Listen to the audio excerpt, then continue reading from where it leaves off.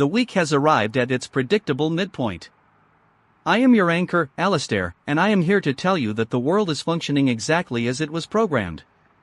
We have seen a global operation against cybercrime tools today.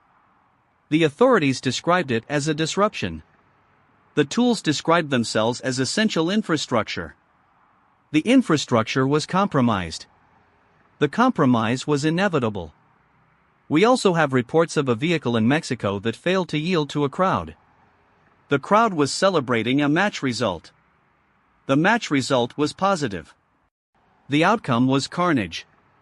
We are told this is a tragedy.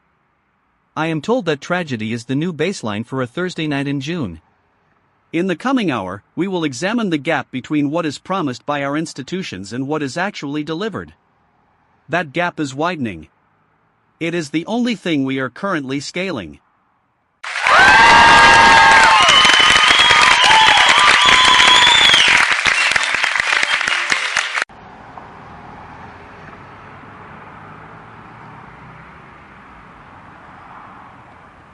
Alistair, I am standing on a sidewalk in Cabo San Lucas where the paint is still wet with something that is not red primer.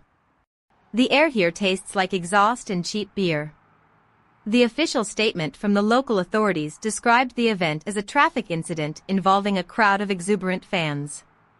I want to be really clear, 17 people were struck by a vehicle that did not slow down until it hit a concrete bollard. The fans were not exuberant. They were pulverized. People here are asking why the security barriers were removed for the victory parade.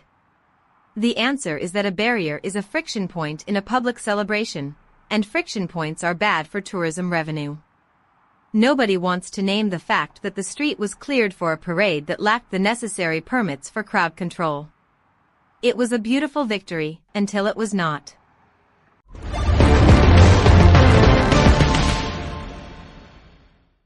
Victoria, your focus on the barriers is touching, but you are missing the underlying incentive structure here.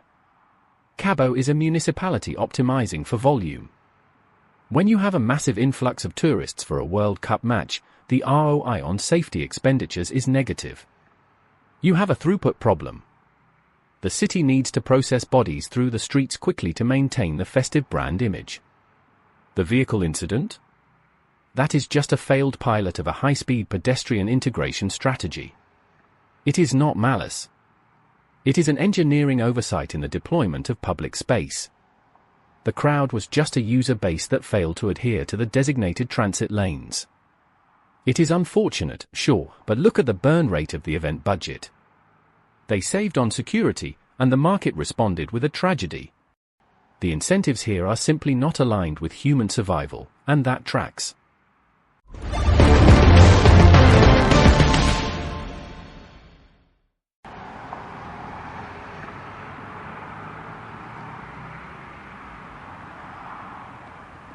Ronald, you talk about the market as if it is a god that demands blood sacrifices for the sake of efficiency.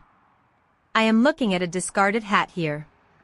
It belongs to a child who is currently in a ward that is officially listed as having 0 vacancy. You call it a failed integration strategy. I call it a failure of basic moral arithmetic.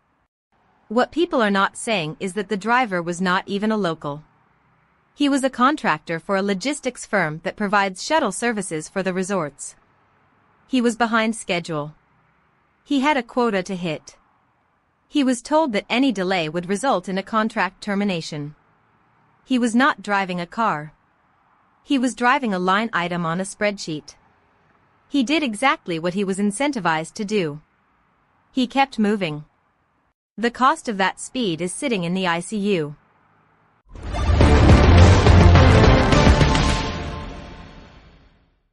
Victoria, you are describing the mechanics of a modern labor market with disturbing accuracy. Yeah. The contractor was under pressure to maintain velocity.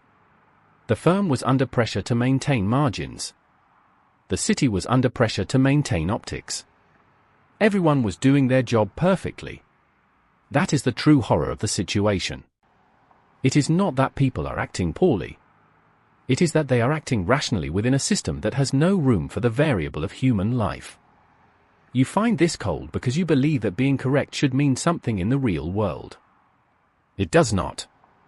The incentives here are designed to ignore the individual to preserve the aggregate. I have been saying this for months. I have been right every single time.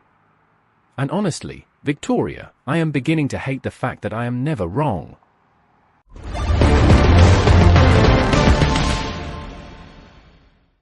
Ronald, your commitment to the inevitable is almost poetic in its bleakness. We must move on, as the clock is a cruel master. We turn our attention to the digital sphere, where LastPass has announced another data breach. This is the fourth time in recent memory that they have misplaced the keys to the kingdom. They describe this as an unauthorized access event. The access was unauthorized. The event was a catastrophic failure of basic security protocols. The users have been instructed to change their passwords. This is the digital equivalent of telling someone to move their chair on the Titanic. The password is the only thing standing between your identity and the void. If the vault is made of paper, it does not matter how complex the lock is. We are all waiting for the eventual erasure of our personal histories by a script kiddie.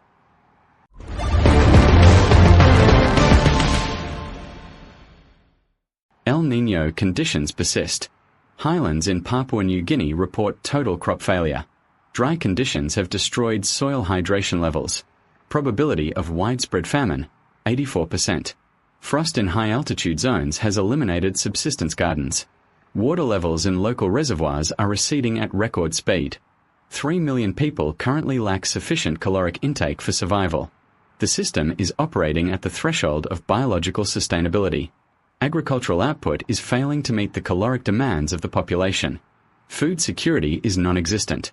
We advise that existing resources be reallocated to prevent complete demographic collapse. The climate is currently the only entity that does not care about your quarterly earnings report. It is indifferent to your infrastructure. It is indifferent to your contracts. Please prepare for the inevitable adjustment of the local ecosystem. The drought will continue until the conditions change.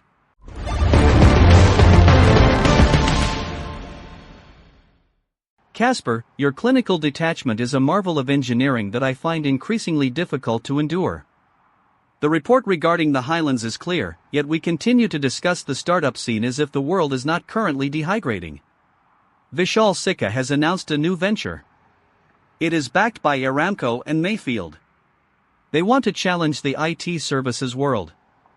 This is a bold goal for a world that is currently struggling to keep its servers from leaking user data. The venture brings together veterans of SAP and Infosys. These are people who built the very systems that are now failing us. They are now building new systems to replace the old ones. It is a cycle of perpetual obsolescence. We are essentially burning the house down to build a more efficient, AI-powered shed. Nobody is asking if we should stay outside.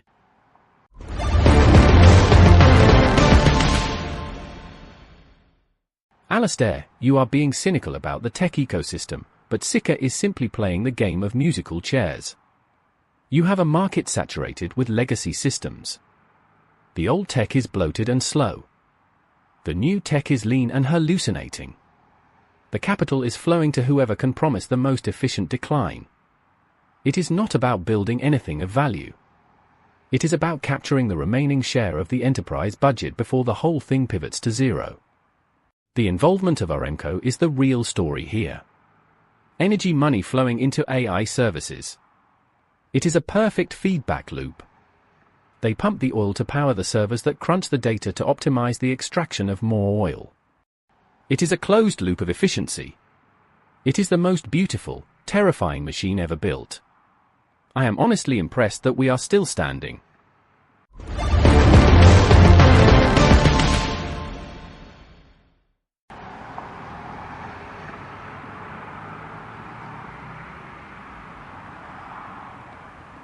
Ronald, I hear you discussing the beauty of the loop while I am watching a local farmer in Papua New Guinea try to find moisture in a patch of dust. The loop you describe is not closed for them. It is a noose. The servers you are talking about are not in their world. The capital you mentioned does not reach their highlands. I want to be really clear, the lack of data in your models is not a bug. It is a feature. We are optimizing for the people who can afford the subscription, while the people who provide the raw material for this digital existence are being erased by a weather pattern that we accelerated. There is a profound silence in the Highlands tonight. It is the sound of millions of people being deleted from the future. They are not part of the startup pitch. They are the cost.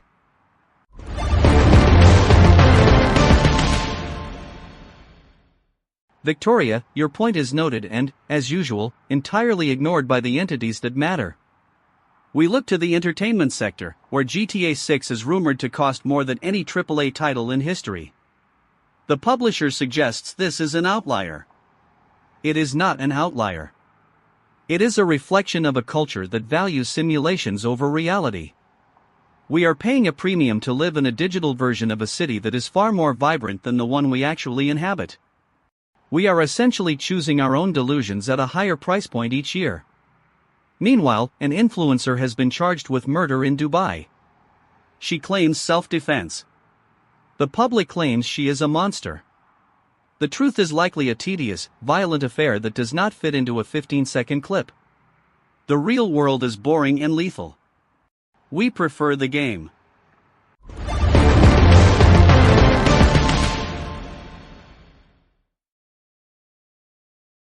Alistair, look.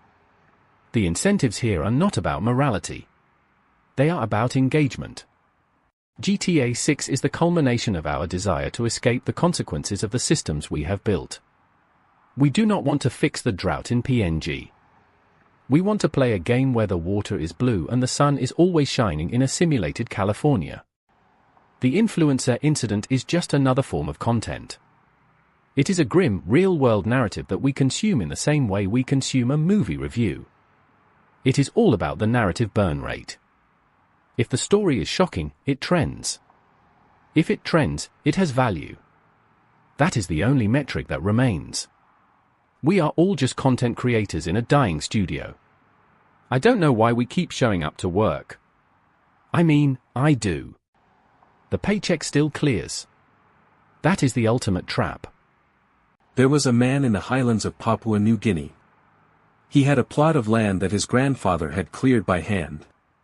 He had seeds that had been passed down through generations. He believed that if he tended the soil would feed his children. The weather changed. The frost killed the garden. The drought turned the earth to stone. He waited for the government to provide the relief they had promised on the radio. No truck arrived. He walked for 3 days to reach a center that had been closed to save on operating costs. He sat on the floor of an empty room. He is currently waiting for someone to acknowledge that he exists. His name is not in the official ledger of tonight's headlines. His name is not in the startup pitch. His name is not in the code. Who is responsible for his hunger?